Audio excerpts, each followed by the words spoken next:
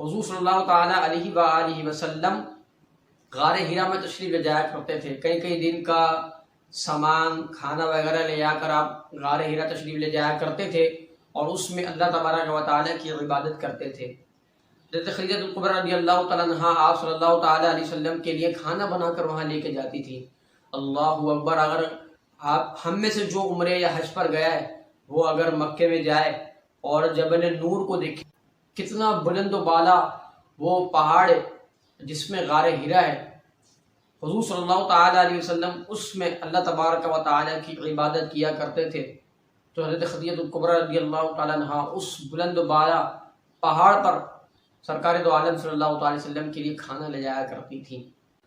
بخاری شریف جلد نمبر 1 صفحہ نمبر 539 باب تزویج النبی صلی اللہ تعالیٰ علیہ وآلہ وسلم میں یہ حدیث موجود ہے.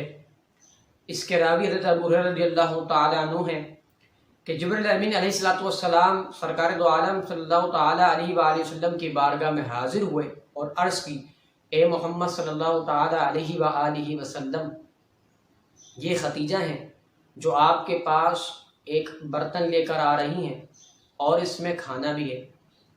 جب یہ آپ کے پاس تشریف لے آئیں تو آپ ان سے ان کے رب کا اور میرا سلام کہہ.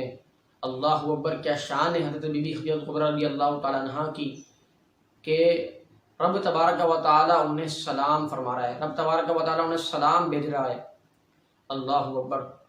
آگے حدیث پاک کے اندر ہے، اور ان کو یہ خوشخبری دیں کہ ان کے لیے جنت میں ایک موتی کا گھر ہے جس میں نہ کوئی شور ہوگا اور نہ کوئی تکلیف ہوگی.